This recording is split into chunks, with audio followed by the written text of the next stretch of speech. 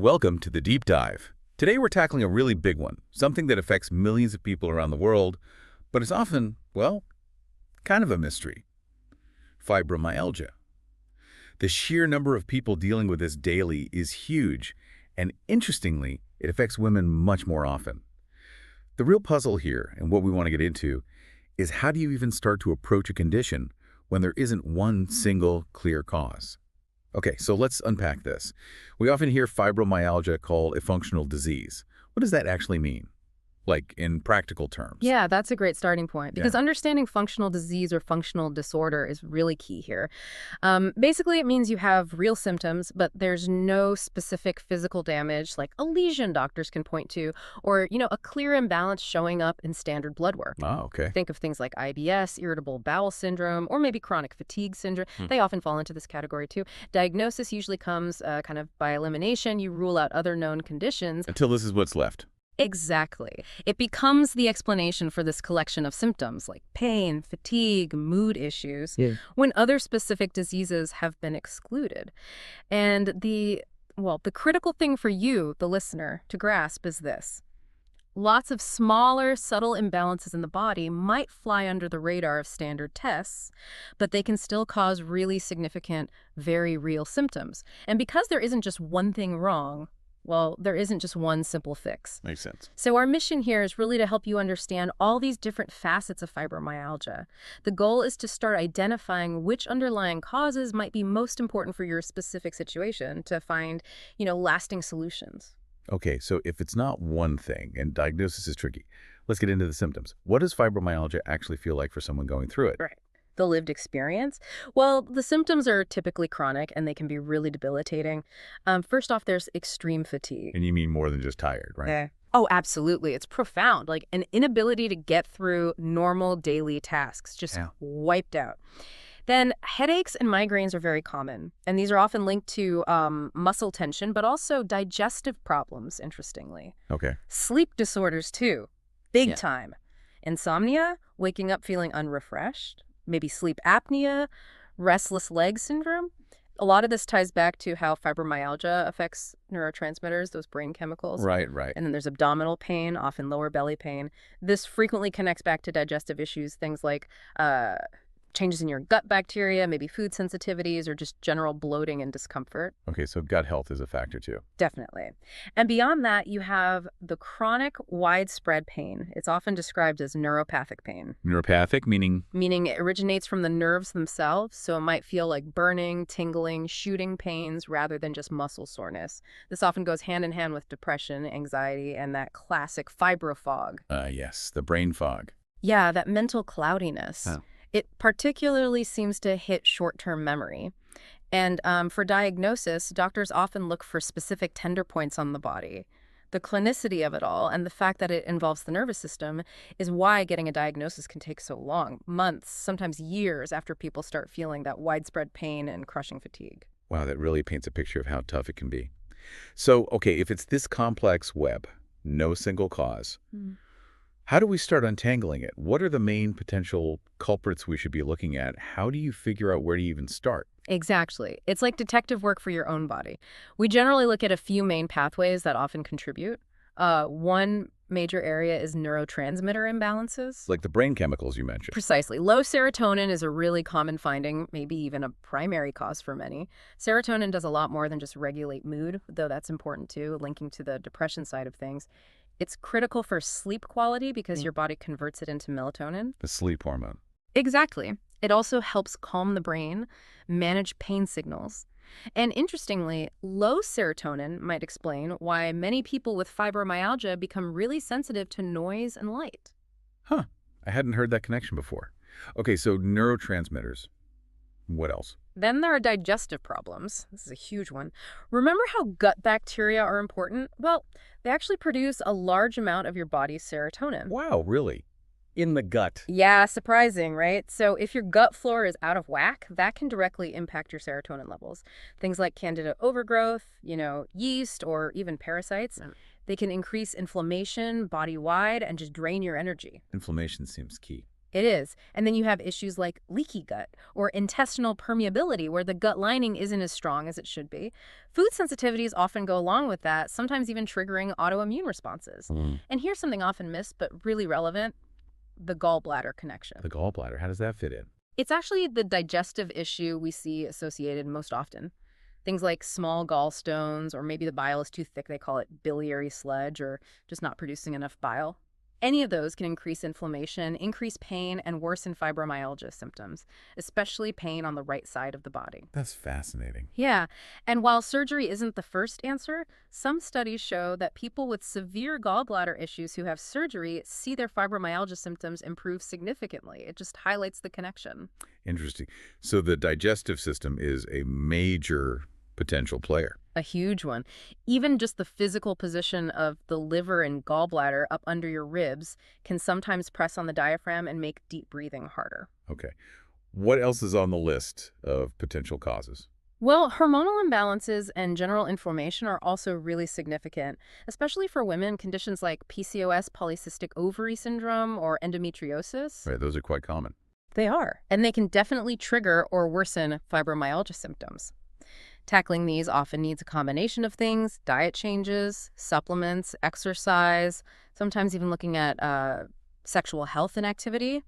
And then probably one of the biggest triggers or amplifiers is chronic stress and the resulting high cortisol levels. Stress, the modern epidemic. Pretty much. Chronically elevated cortisol is a known mechanism behind loads of chronic diseases, and fibromyalgia is definitely on that list. If you look back and notice your symptoms flared up after a really stressful time, That's a big clue.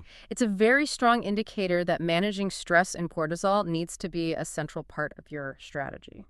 You know, that really highlights how interconnected everything is in the body. And talking about chronic stress, it's not just a feeling, right? It actually changes how the brain works in fibromyalgia. I think I read about a study on this. Yes, exactly. There was a key study, I believe, from the University of Michigan back in 2017. It found something really specific. The brains of people with fibromyalgia seem to react differently to stress. They show this abnormal hyperreactivity in the cerebral cortex, the outer layer of the brain. Hyperreactivity, like an overreaction. Kind of, yeah. They called it explosive synchronization. Basically, the brain activity sort of explodes or goes into overdrive, even in response to minor stressors. It's like the brain is constantly on high alert. Wow. And this excessive brain activity, when you combine it with potentially low levels of those calming neurotransmitters, we talked about serotonin, and also GABA, which is another one that helps quiet things down. That explains a lot of the mental symptoms. Exactly. It contributes directly to the brain fog, the anxiety, that feeling of being overwhelmed, the heightened sensitivity. It all starts to make sense when you see how stress physically impacts the brain chemistry. That's really powerful to understand. Okay, so we've laid out these major potential causes: neurotransmitters, digestion, hormones, stress, the brain's reaction. So what does this mean for someone listening? How do you actually start tackling this? It sounds like it has to be personalized. Absolutely. There's no single protocol because the primary driver is different for everyone. It's all about prioritizing what seems most relevant for you. So for instance, if chronic stress seems like the biggest piece of your puzzle, then adaptogens can be really helpful. Things like ashwagandha or rhodiola siberiana. Adaptogens, what do they do? They basically help your body become more resilient to stress. They help modulate that cortisol response, reducing its negative impact. And diet-wise, if you're under intense stress, this might sound counterintuitive, but it's often best to avoid intermittent fasting. Really? Why is that? Because fasting itself can be a mild stressor on the body, potentially nudging cortisol up a tiny bit. So during high-stress periods, it might be better to focus on, say, having moderate glycemic index foods, maybe some sweet potato with dinner, and combine that with foods rich in tryptophan in the evening, things like leafy greens, seeds, avocado. Tryptophan helps make serotonin, which then makes melatonin. Setting you up for better sleep. Exactly. Better, deeper, more restorative sleep, which is crucial when you're stressed. Okay, that makes sense. What if the main issue seems to be more on the neurotransmitter side? Low serotonin, maybe that hyperreactivity. Right. In that case, targeted supplements might be considered, always under guidance from a healthcare professional, of course. Tryptophan, again, maybe as a supplement, often around 2,000 milligrams at night, or its derivative, 5-HTP, usually a lower dose, like 200 milligrams at night. And these help boost serotonin. They are precursors, yeah. They provide the building blocks. And GABA supplements might also help with that feeling of mental overdrive, promoting relaxation.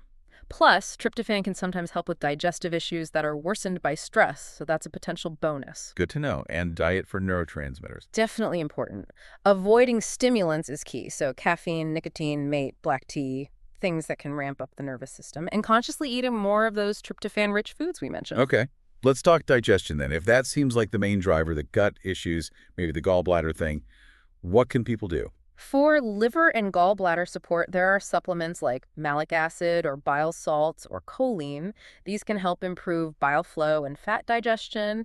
And while the evidence isn't strong from controlled trials, something often called a liver cleanse, usually involving specific foods and sometimes supplements, has anecdotally helped a lot of people. Anecdotally meaning? Meaning people report feeling better, but we don't have rigorous scientific studies proving why it works for everyone. But reports often mention improvements in headaches, migraines, muscle pain, bloating, even mood and irritability, especially when it's done alongside broader dietary changes. Got it. And general dietary advice for digestive issues. A low glycemic index diet is often beneficial, and critically, avoiding foods that you know cause inflammation or sensitivity for you.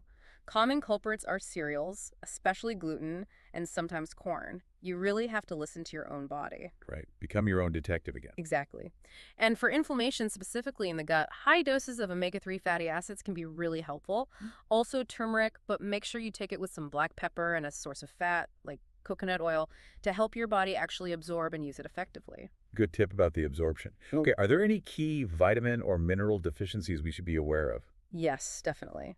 Vitamin D deficiency is strongly linked with fibromyalgia and more severe symptoms. So getting levels checked is important. Crucial. And studies show that just correcting a deficiency helps. But I often wonder if aiming for optimal levels, maybe around 60 or 70 nanograms per milliliter, rather than just not deficient, might offer even more benefit. It makes logical sense. Worth looking into. Anything else? Magnesium deficiency is another one strongly linked to fibromyalgia. So focus on magnesium-rich foods, leafy greens, seeds, avocado again, or consider a supplement. Just a quick note. If you notice your stool is pale or beige, that can sometimes signal poor fat digestion due to gallbladder issues. In that case, you might want to ease up on nuts temporarily, as their high-fat content can be challenging. That's a very specific but useful indicator. It can be. And finally, exercise. If your symptoms allow it, even gentle movement, starting exercise is one of the absolute best ways to buffer the negative effects of cortisol. So lots of potential avenues there, depending on the person. Absolutely. And if we kind of zoom out and connect this back to the bigger picture for you listening, Yep. understanding that fibromyalgia can have multiple causes is step one. But maybe the most critical thing after that is patience. That's such an important reminder. These symptoms often build up over months, maybe years.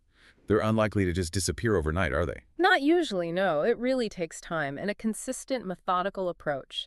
Addressing potential causes one by one. Seeing what makes a difference for you. It's a journey. It really is.